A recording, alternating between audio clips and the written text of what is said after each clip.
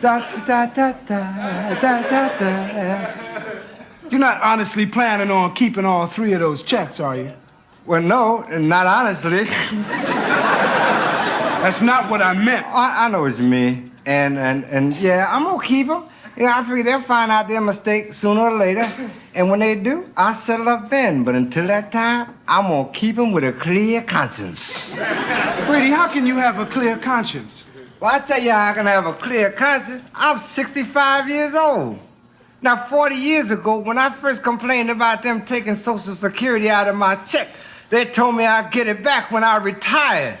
Well, when they took $1 out of my check 40 years ago, it was worth $1. Now, when they're giving it back to me, it's only worth $0.25. So the way I see it, I'm entitled to this check, the other 2, and 1 more.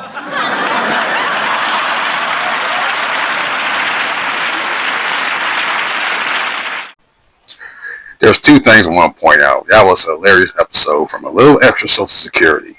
I forgot what year, what season was when Grady, or Whitman Mayo, who played Grady, took over when Fred Fox held out for more money in his contract.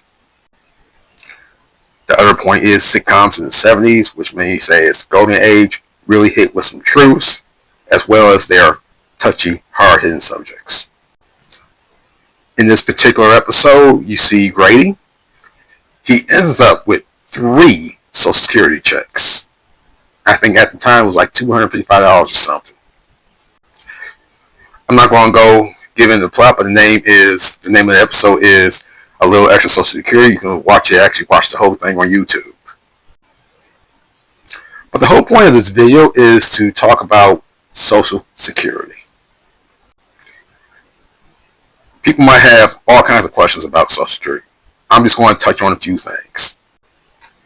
And Grady was right. When Social Security started in 1935, $1 was worth $1. In 1975, $1 was worth $3.93. Roughly $4. So he does make a lot of sense when he says that he needs 1 more check to be compensated for how much he put in Social Security, starting in 1935. So I hope that gives you a little pause about, okay, I see where the old people are at. But what is that for me? If you look at the corporate tax rate before 1980, and y'all know I have been talking about 1980 a lot, pre-Reaganomics, because that is when everything started sliding. Let me correct myself. It started sliding when Nixon got in office.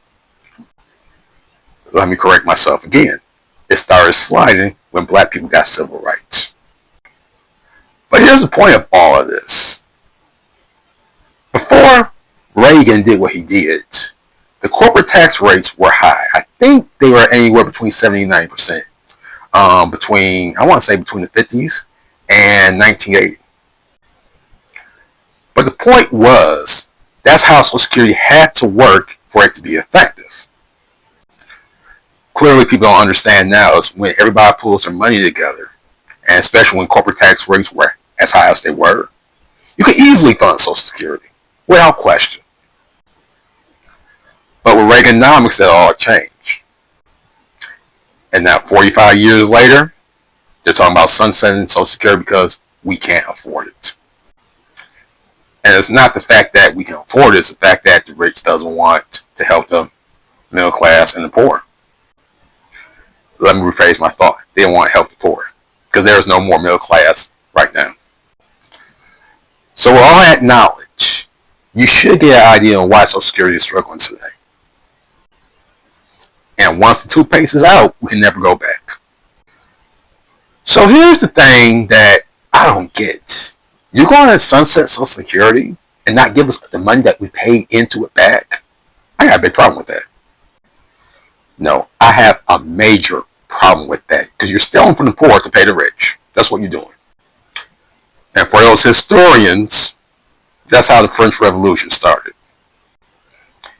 And the thing about all of this is, we got the past to learn from, but we choose not to. And if you don't learn from your past, you are bound to make the same mistakes over and over and over again. So before you talk about, oh, we need to sunset Social Security, we need to do this, we need to do that, let's talk about all the money we paid into it that we need back first. Secondly, let's talk about funding the rich. And lastly, let's talk about funding the United States as it is without any Social Security benefits. Because you're going to have some homelessness problems, you're going to have some food insecurity problems, you're going to have a whole bunch of people not able to see the doctor. You get my point. And one of the big issues that people are not understanding is that you are allowing yourselves to be played by the rich to hurt people that don't look like you. And if you don't know who I'm talking about, look in the mirror. Because as I posted earlier, a couple weeks ago, LBJ said it right. If you have a poor white man look down at a poor black man, they will empty their pockets in order to oppress the black man or the brown man or whoever that doesn't look like them. And that's really, really unfortunate because we need to be helping each other. And I learned that years ago. You people may be your friends in a particular area, but once you leave them or leave that particular area, they turn your back on you. And why is that? Because you've been taught that anybody that doesn't agree with you 100%, that doesn't look like you, etc., you shouldn't care about them. Which is totally opposite from Scripture.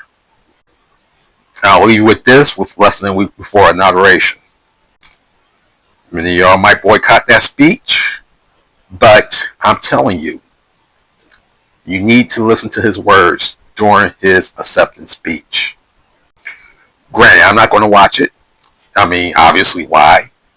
But I am definitely going to read the transcript because what he says will set a tone for what's happening. And unfortunately, his words are going to really, really affect all of us, domestically and worldwide.